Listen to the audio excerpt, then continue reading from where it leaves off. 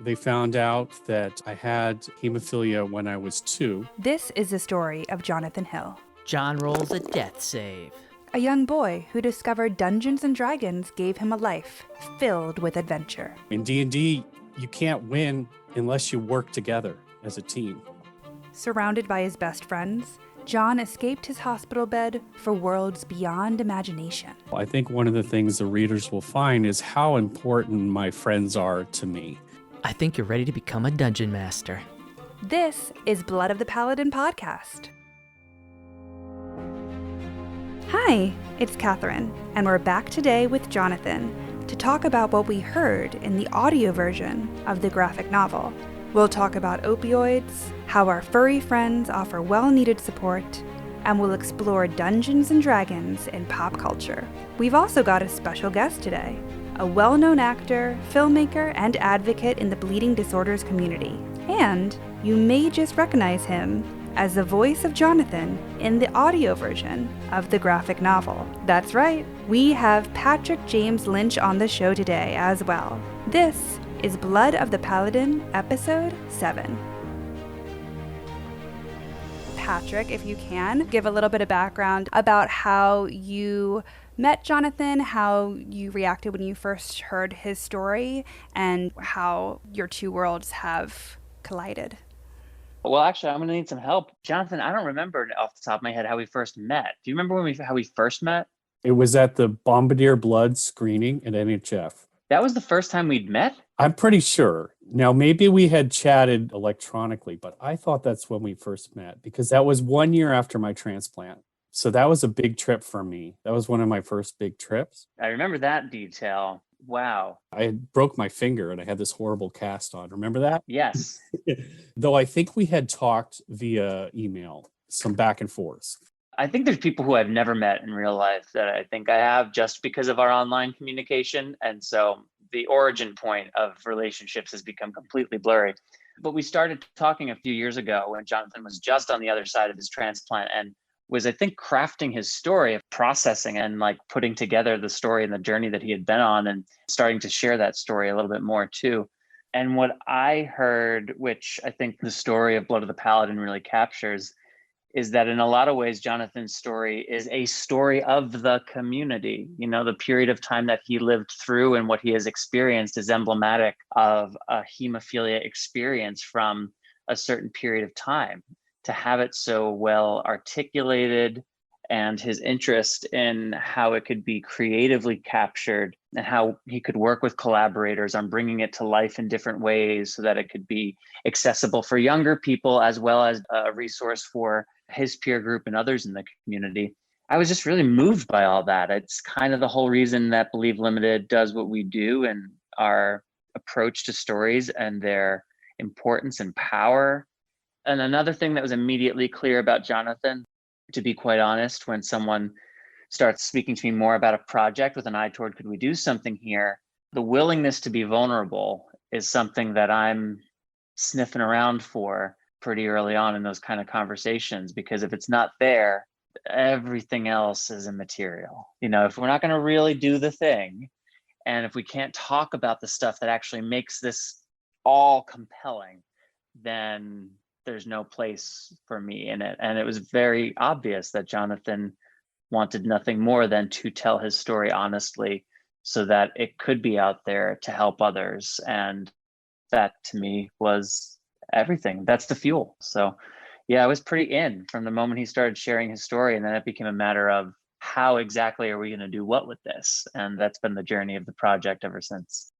When I met you and your team, I felt like these are people that understand this story. And I think these are the kind of people that would preserve and protect the message that I wanted to share and open up to doing it in new and in innovative ways that I hadn't even thought about. When they started talking about a graphic novel, I'm like, wait a minute, that's amazing. The idea that we could express some of these stories visually. It's been an amazing partnership, and their belief in sharing stories and promoting advocacy and messages to the community just really spoke to me. And plus they taught me how to write a screenplay, which I'd never done before. But now I can put that in my resume, right, Patrick? Yeah, exactly. The special skills picked up along the way. Yeah. One of the things that really also was to me very cool and why the graphic novel idea was so exciting to us was the world of D&D and these incredible characters and the stories and descriptions. And it's so provocative. And without ever being a D&D player, doesn't matter. Like, it's so rich. And then as a kid who did grow up with a medical condition and was looking for the things that made me feel normal and gave me a group and gave me some escape, it wasn't D&D for me, but it was professional wrestling, Right. which is just another form of superhero characters just running around fighting each other in, fantasy land. It's the same kind of, adventure stuff and being swept up in an adventure of fantasy and being lifted into another world for a little while and identifying with those worlds. And I felt the same with action movies as a kid. Like, I liked all films, but I guess because of the hemophilia and the physical restrictions, like seeing action and seeing just really strong, powerful people and creatures do things was really, really compelling. And I don't think that's too unique. I think a lot of kids who grew up in ways like you and I did, Jonathan, find the thing that creates a fantastical world with characters that lets them live somewhere else also sometimes. And put aside that D&D is just ripe for this kind of adaptation, but that's also an extremely relatable idea. So I thought that was really cool. Yeah, I was excited that you guys were so drawn to the D&D because it was so critical to my friendships and my experience. I just couldn't tell the story without talking about D&D. It's so important for me when I was in pain or suffering to have my imagination. If I'm in the hospital or whatever, I can still dream, I can still imagine, I can still create Absolutely a D&D adventure in my head. Use my mental focus and try and take it away from the pain. I know the pain's not gone, but if I can just dive into that world just for a little while, it can be a respite. Patrick, have you ever played D&D? What is your status? Oh no, I'm being exposed. No, I haven't. I've watched Stranger Things, and I was a sports card collector and trader as a kid, and that was sort of like in a lot of the sports card stores and stuff growing up. That was very side by side with Magic the Gathering, which I also appreciate is not D&D, but these were my little like off to the side touchstones to D&D along the way. So was D&D something that you had heard of through your childhood, or like you just said, was it more about how it's kind of having a resurgence right now with Stranger Things and other parts of our entertainment industry? I was born in 1985, and I was born in Flushing, Queens, and grew up in a bit in Western Long Island. And like, it wasn't much around the guys I grew up with and the friends I had. I feel like I was sort of just missed the right sweet spot, maybe, for it to be more prevalent in my childhood. And then I was always aware of it, but it wasn't front and center. There was a couple times before the sort of resurgence in the last 5 years where it would just like be kind of heard around a little more often, but I never, to be honest, I was intimidated. It just felt like there was so much to it and I didn't know where to begin. And anytime I heard someone say something specific, it was immediately, there was at least 2 words in the sentence I'd never heard before and couldn't go forward with. So I just didn't until really this project was like, all right, now you got to like really get in there and try to understand at least enough to know what you're talking about in these meetings. I mean, I've only been playing for about 8 months, and I ask my dungeon master like the most basic questions every single session. Every session I'll be like, okay, what can I do? You just got to learn a lot of names and rules and stuff, but you have dungeon masters to help you. It's true. Jonathan, how do you feel about the resurgence of D&D kind of in the world, especially with Stranger Things, kind of like a whole new generation getting excited about it or wanting to learn about it for the very first time?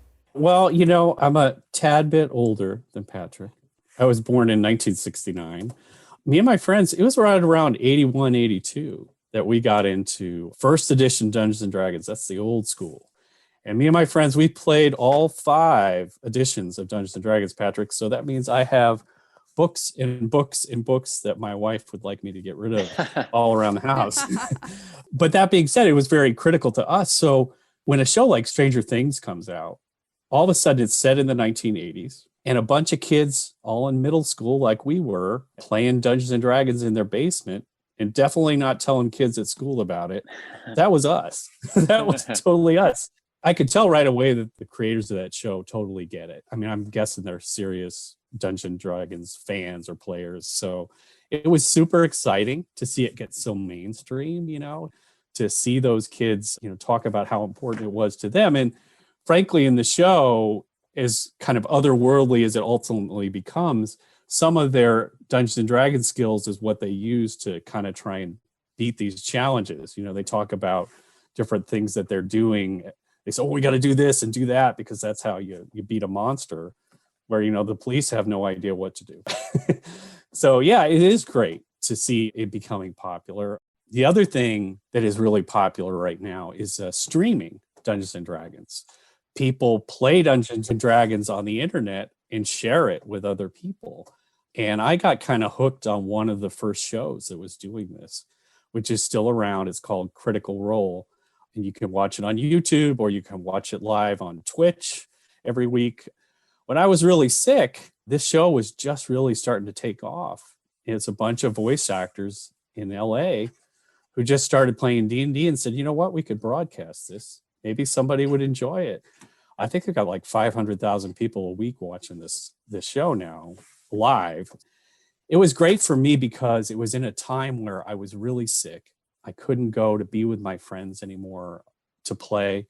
We had been playing online using an application you can use, but I was just getting too sick for that too. To be able to sit back and watch others play, it reminded me how much I love this game and what this game brought to my life. It was just really fun to watch. So yeah, it was great. That kind of comes back to just the needing of community and the needing of seeing other people doing something that you love. There's a whole scientific talk about how we're all watching so much TV and how we're really getting attached to the characters because that's like all the kind of human interaction that we're having. And what's produced in our brain is the same that is produced when we're talking to a friend or when we're excited to see a friend or when we're talking to them about something that we're mutually excited about. It's like the same thing that happens in our brain. And so sometimes when we joke and we're like, oh yeah, like the whole cast of Grey's Anatomy are my friends, it's the same chemical that's released when I'm talking to my actual girlfriends. And then when I'm actually really getting excited to like see these characters go through a journey on my screen in my living room. I know I rushed into this, but it was mostly because I wanted to make sure we got into the opioids. I would love to start this out with a little bit about the beginning of how opioids came into your life, Jonathan, why they were prescribed to you for the first time, and what your experience was for the very first time. Opioids have been used for pain management for hemophilics and people in the bleeding disorders for a long time. I remember even very young, they were still using morphine quite a bit in the emergency room and in the hospitals.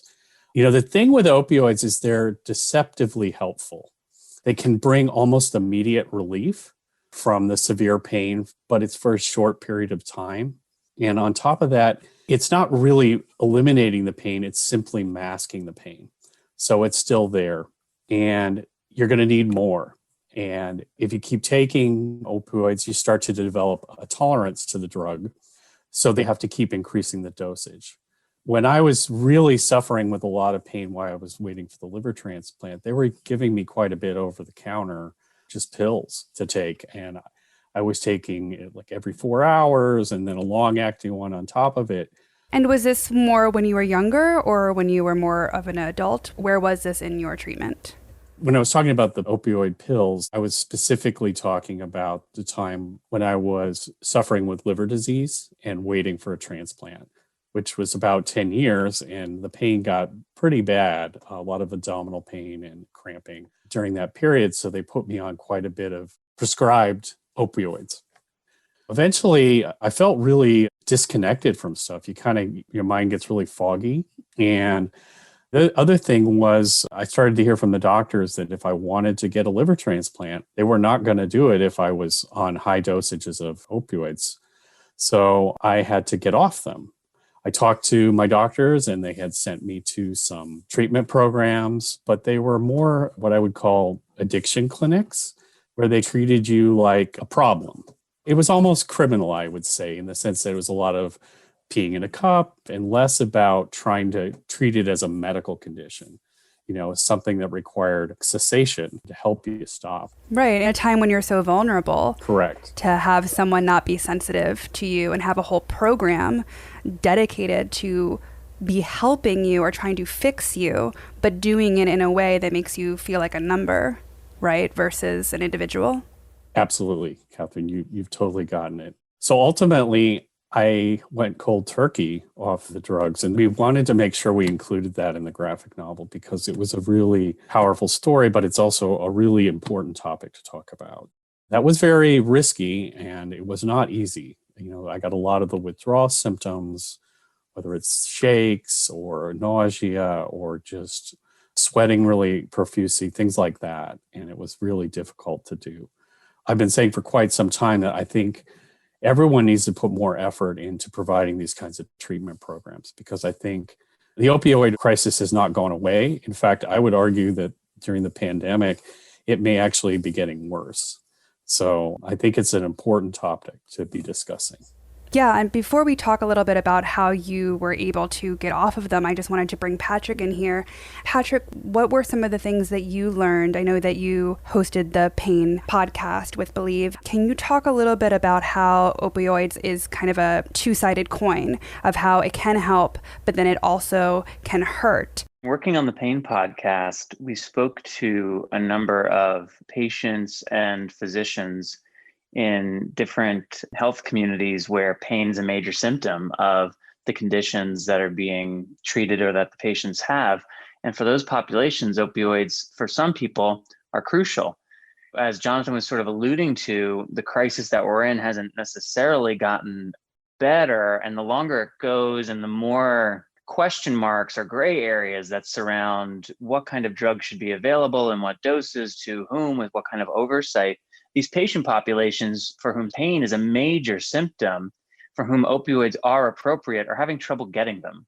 They're facing discrimination and prejudice and shame and judgment and a lack of access. So there is a reason that this drug exists, and there's a certain number of people for whom it is an appropriate option. That was something that the Pain podcast made very clear.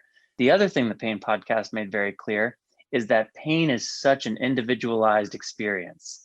There's no two people who can really, with any kind of assurance, believe that they experience pain in the same way, even if they have the exact same back of the baseball card, so to speak. And that's why the writing prescriptions for opioids so freely by some and the use of them so freely by some are very problematic, because in addition to it causing devastation to folks who wind up being addicted and to their loved ones and families, on the other side of the coin, you have people for whom the backlash to that first group, then they who need it don't have access to the opioids because there's been restrictions. So I think going into the Pain podcast, if you just pulled me aside and were like, Patrick, what are your feelings on opioids? I haven't been on them for an extended period, so I wouldn't have too much of an opinion. If anything, I'd say we could probably get rid of them. It seems like they're causing a lot of problems.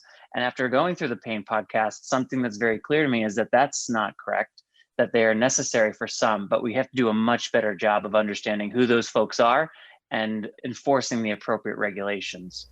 Yeah, I just wanted to really be able to understand it from a human condition. I think there's a lot of judgment around this. I think there's a lot of people that don't understand quite how someone can get addicted to this and why, if it's prescribed by a doctor, that must be okay.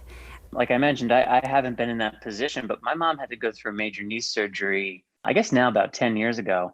And she's a nurse and educated on health. She made the point that they just wrote her a prescription for, I forget exactly how much, and she didn't ask for it. There was no conversation. She was just handed a prescription at the end of the surgery.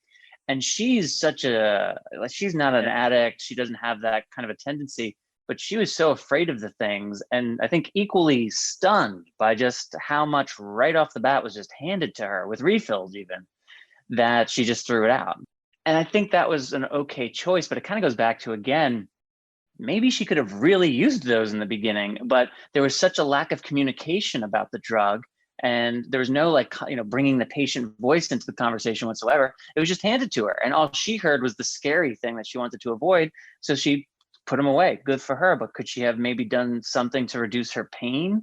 Right? Was there like a missed opportunity for her to experience less pain for a year and a half as this was recovering? So that's the nearest thing I have to someone who, oh, that's how it could happen. Like, that is how it could happen. My mom's response is to help prevent it from happening. But that is exactly how a very innocent person could easily wind up addicted to something that they had no intention of even trying once upon a time. Of course, yeah. And I think that's a great point of how sometimes certain doctors can just give prescriptions and give medication, again, like you're a number, versus really individualizing it and being able to communicate and tell the patient the pros and cons of every medicine, have the patient have a voice, have the patient be able to decide whether or not this medication is going to be good for them in the short and long run. Well, I think you guys have both hit on a really important topic, which is making sure that there's a medical conversation between the patient and the doctor about why this is being prescribed, how it can help. And I like what you talked about, Katharine, about the idea of, okay, do we have a plan to get you off of the drug at the end? Let's have that conversation up front, because in Patrick's sharing about his mother, I think if they had had that conversation about, okay, yeah, this is an opioid. We think you're going to be in a lot of pain, so we want you to have it as an option. But here's what we're going to do to help you get it off. We're going to ease down the dosaging on the back end. We're going to watch for symptoms. Talking about that oversight, Katharine, that would really help, because I think doctors are trained to help people that are suffering. And as Patrick said, if you have severe pain, they want to do something. And this really might be the best, or even in some cases, only option. So let's just have a more open dialogue about how it's going to be used. I think something that's really frustrating about that open dialogue is the inability for it to just even happen. Because again, going back to the pain pod, one of the things that a lot of the clinicians we had on were talking about was that within their hospital, they only have so much time with each patient. And to adequately go through a conversation to identify signs and symptoms and move toward a diagnosis and discuss potential plans for treatment, management, and healing, they don't have that time. So instead, it becomes, what's the most common, most likely scenario, and sort of a drop down from there of like going through the most likelies, which is why those of us who are affected by rare conditions can be particularly left out to drift for years without a diagnosis, because we don't fit that top of the bill most common. So if we don't have the time to have these kind of conversations, then even if the doctor and the patient and the clinic's nurse, even if everybody in the building knows what needs to happen, if the system isn't set up that way, it can't happen. That is a great point, because there could be a great doctor that wants to do all this and wants to take the time, but is trapped in the system of needing to go through a patient, have a certain time, make certain numbers. And then that is a bigger problem. That's a bigger issue to be talking about throughout the medical industry at large. It's a lot easier to write a prescription. Yeah, of course.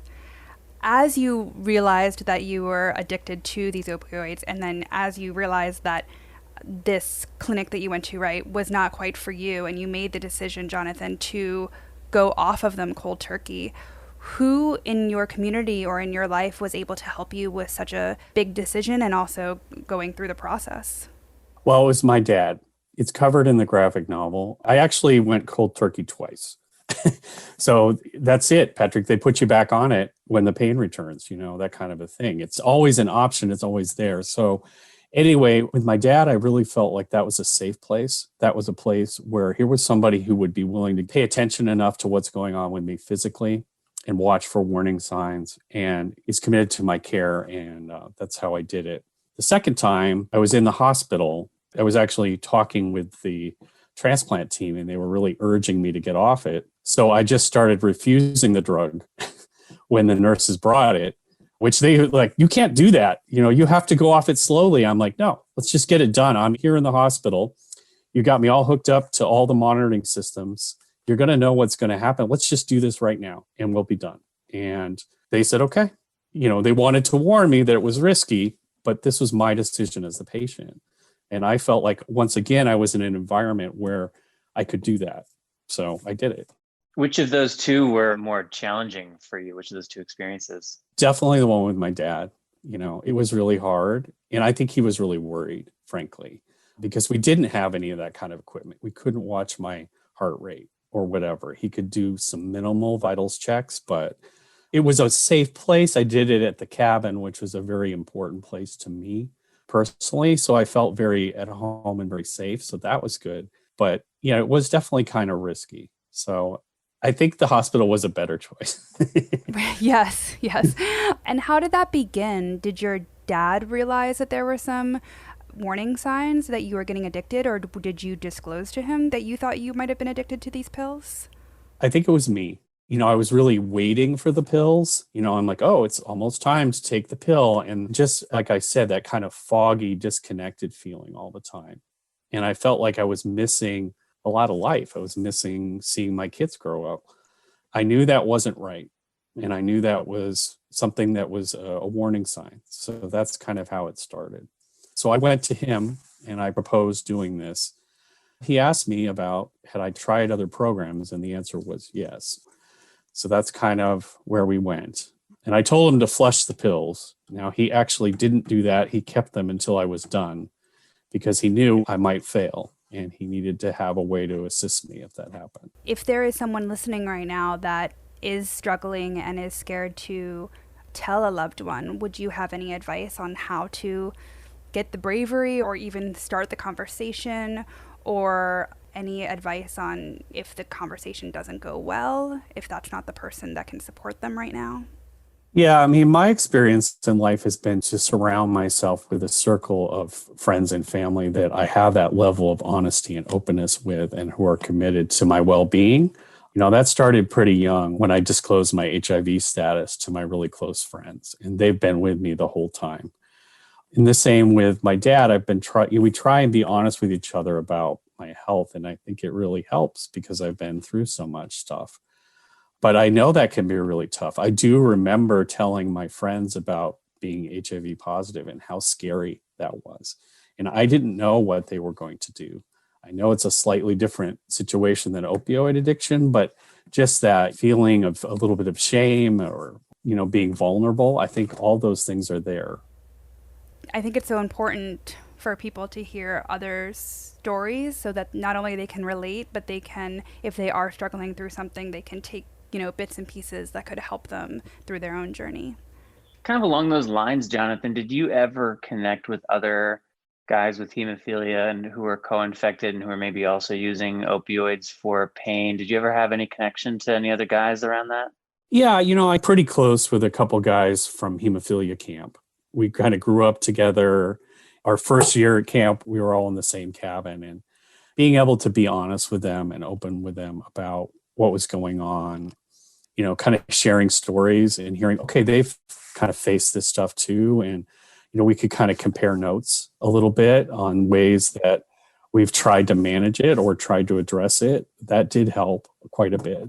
Yeah, I found growing up with hemophilia and an inhibitor, meeting other guys at camps who are having the same kind of experiences, who go to school one day on crutches, the next day without anything, the next day with their arm in a sling, the next day something else. And people are just like, what is going on with you? Never being able to do extracurriculars, being out all the time, feeling like, does anyone else have this very weirdo rhythm to their life? Or is it, okay, yeah, you do too? Oh, you do also? A lot of us do. Okay. Still kind of bad, right? But at least all right, so it's normal. A little bad, but normal. And it just makes it okay, For me anyway, growing up, it like made the bad okay, knowing that there were others out there going through it too. Yeah, to feel like you're the only one is a horrible feeling. Patrick, I could totally identify with that. And when you're in just your school in your hometown, that's really rough. You probably are the only one on crutches, right, who just had an arm sling the week before. Yeah. And you get lots of questions and, you get comments that are pretty insensitive to say, and just people kind of being rude and mean. But to be able to reach out to your brothers and sisters in the bleeding disorder community and just say, hey, I feel like I'm in the hospital every holiday. What about you? And they'd say, same, And I think reaching out is so important, not only when you're struggling, but also now as we're in lockdown, quarantine, it's been something that I think has been talked about more and more about how we are a species that need community. Right. We need to be able to connect and not only to just check in and say, how you doing? Yeah, I'm fine. It's not enough, especially when we're not able to have physical connection, for us to really be able to open and be vulnerable and learn how to do that through distance and through being able to not only connect, but really have quality relationships. People are craving that right now more than ever. I kind of feel like that was building before this, just with the amount of digital interaction and our digital relationships, and everybody's social media account as a example of their best representative, right? Isn't that the old Chris Rock joke? Is like you send your best representative on the date, not yourself. I was just talking to somebody about theater earlier this week for a project. She runs a theater, has for decades, and was talking about the hope and belief, which I share, that when we are on the tail of this, that there'll be such a craving to be in a building watching real people doing things, and there'll be an interest in returning to theater and like getting away from screens. I feel like that was building, and then this pandemic just supercharged all of that. And the culture of that we're living in right now has just supercharged all of that. So I agree. I think we are learning desperately how much we actually need to connect and be with one another. All of this is great. I mean, the fact that we are spread out and doing this right now is fantastic, but it does not replicate what it would be like to actually be in a room together. There's no replicating that. We're just doing the best we can with the circumstances that we have.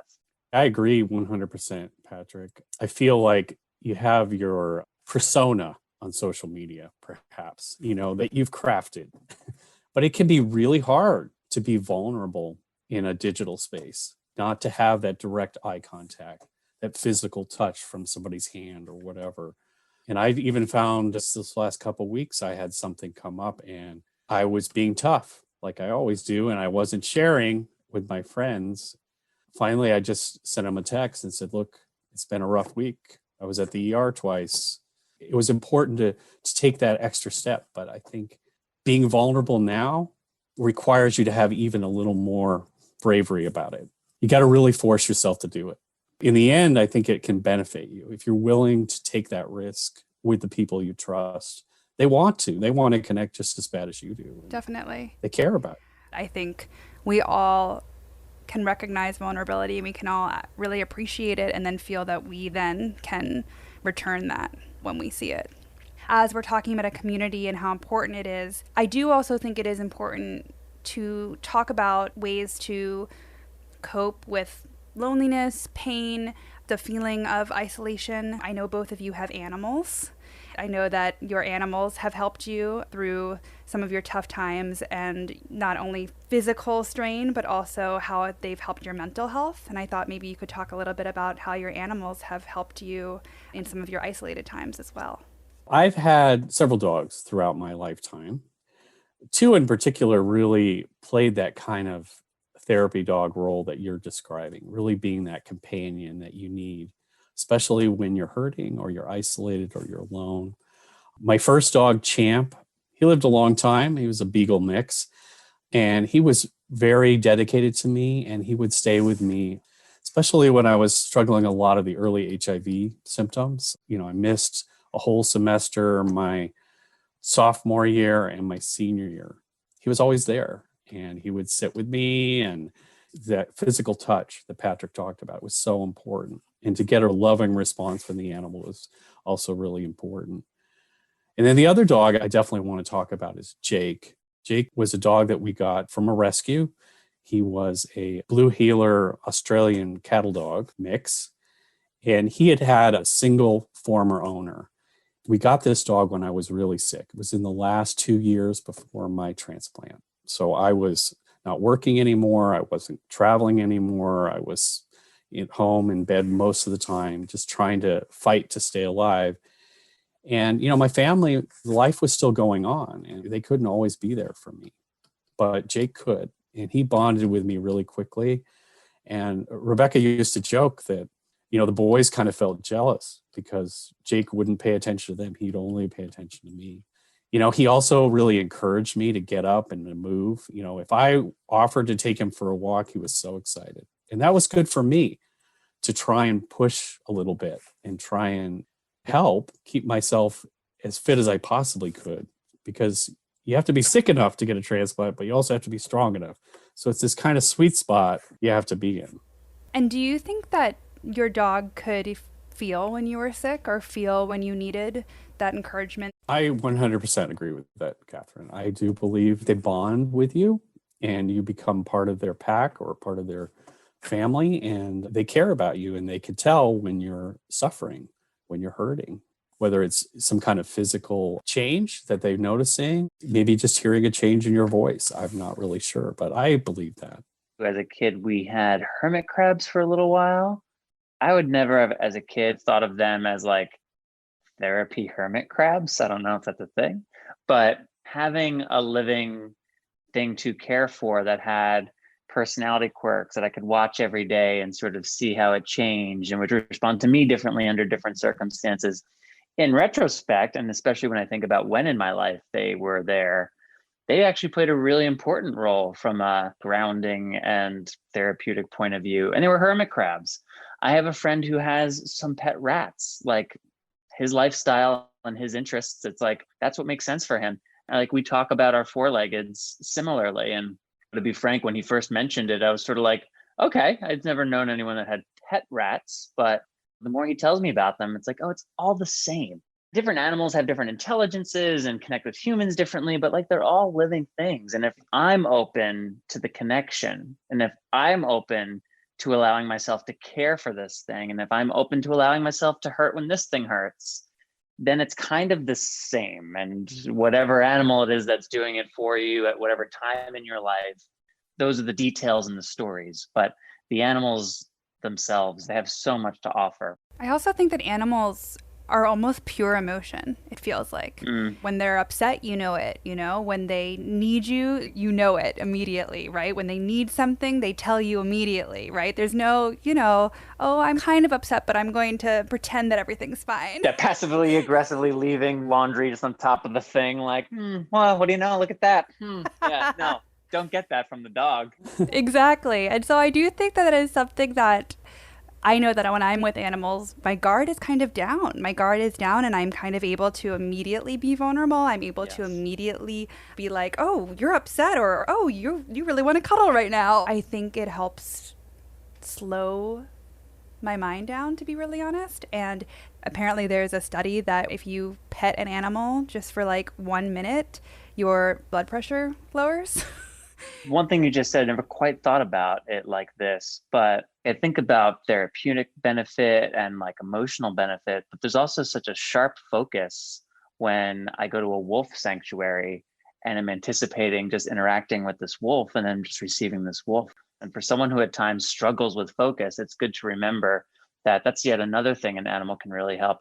Animals and babies, right? Like, they help us focus, and that's important too. That's amazing. Well, this has been an incredible episode. We have talked about opioids. We have talked about Stranger Things. We've talked about the resurgence of D&D, and of course, our very amazing furry friends. And so I thank you both for being so open and vulnerable and being able to tell more about this amazing journey and just going deeper into a chapter of it. Before we go, I have one last guest to introduce. We've talked about advocacy a lot in this show, and Jonathan and I wanted to highlight someone doing something pretty special in the bleeding disorders community. Sean Neese is a fellow lover of Dungeons and Dragons, and he saw a pretty unique opportunity to merge advocacy and the game all into a unique and powerful fundraiser. I'll let him tell you more about it now. I am the father of twin boys, both with severe A hemophilia with inhibitors. And we found out day 21 and circumcision back when the boys were still little. My wife was changing jobs, and then we suddenly ended up with a bad bleed that ended up one of the kids in the hospital. So get to the end of that month, we were a little tight, and Helping Hands helped us out. So we basically, were really grateful. They got us through that month. Everything was working out after that. But they don't ask for the money back or anything like that. I feel that there's a debt to be paid, And when the Beards for Bleeders came up, I said, hey, I'll raise that money and pay my debt back. Not with $100. So I got to thinking, what can I do that's going to allow me to raise the money I need? And I got to thinking, well, gamers are always looking to play. And I had a good relationship with the local store, Chuck's Comics here in Essex, Maryland. And I said, hey, I want to make a charity D&D game. They come in, they buy a ticket to buy a seat at the table. We will put together some little goodie bags and maybe get a couple items for a raffle. And they can buy tickets on that. I may have been a little overzealous on my first year. It turned into 2.5 days worth of games, total of seven games, each 2 hour long. And I wrote every single one. I planned everything. And at the end of it, we had $775 for this first attempt. And it was like, okay, that was exhausting, but great. The next year, though, we did a little more reasonable. We did just one day, 3 games, and then we had the fourth game was what we ended up calling the End Delve. And we did, in one day, we did $688. And it just started growing from that. Our 5th year, we basically broke our record at $1,625. It was like, wow, okay. So this year was like, okay, just got to beat that. We had some amazing sponsors come in for this past year. I ended up getting D&D Beyond, which is huge in there, donated a bunch of their legendary bundles. We opened up one delve on that Sunday for anybody that wanted to get in. And then all the COVID stuff started hitting. And when a lot of places were starting to shut down, we didn't exceed the state limits for what we had at that time. We couldn't have more than, I think it was 50 people inside at any establishment. And I think at one point we counted and it was like, all right, you guys got to watch the door. That following Monday, the 16th, the state did a lockdown. Mm-hmm. They started shutting everything down. So it was like, we got in and just literally under the wire. We slipped in.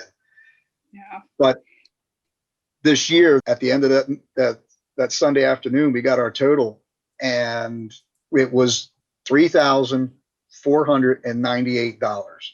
The one girl that worked at the store, Steph, she's like, no. Reached in her pocket, and she literally pulled out those $2.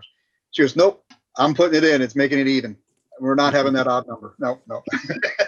That's really exciting. As maybe you have been told, or we can tell you now, Jonathan's story is very much about how the game helped with his confidence, helped understand teamwork, and especially advocating for oneself. And I was just wondering, in your experience, if you had seen that with either other players or yourself, of how the game can actually help in this way of not only the storytelling in the fantasy world, but also within a player's self-confidence or willing to work with others or speaking up for themselves. 30 plus years now DMing. I've had a lot of different types of players. I've never had this issue where we don't have women gamers. In most of our groups, at some point or another, we had female players, but a lot of them that would come in as just sort of like they're playing because their boyfriend or husband is. They were always in life, they were shy and more timid. And I saw young kids that would come into the stores and play in our games every now and then. They did the same thing. They were always kind of quiet, but then you let them have a character that has a voice, and they just perked up. So when they walk into the store, it used to be just beeline to their seat and sit quietly. Now they walk in, they're saying hi to everybody, and had one mother actually stop and watch a couple games to see what was going on. She just saw him so animated, and it was like, I don't know what you did to make him talk, but thank you. Have you also found, that when you're working with either different players or players that have played with each other for a really long time, how the elements of teamworks or, negotiation, that kind of stuff? We've got some players that we've played together now for over a decade. Actually, some of us were coming up now probably on about 15 years. I have my kids, and they're now in the group, my regular weekly group. We just started this new campaign. So, they're trying to learn their characters. But as the players, you can see that they're starting to work together as a team. They know so-and-so has these strengths. And we do have some quieter people in this group. And so they're actually, it's not just me now. They're trying to pull those other quiet players into the group because, hey, we need you to help us. My boys play too, but they play with their friends now. I taught them how to play, but they want to do it their own way. My youngest son is quite the DM. I try to get him set up on Roll20, and he's gone ahead. He got a camera and he set the mat up with the figures, and he's like, I want to do it old school with a camera and draw it for my friends. And so they're just doing it on Discord with a video chat make it work. And it's great to have them. Having that socialization is so important. So I mean, right now in the current group, we have me as the old fogey, and we have another couple. They're in their early 40s. One guy, he's just hit mid 30s. Another one is in his late 20s. And then have my two boys at 15 and my one buddy's daughter at, I believe she just turned 13 this year.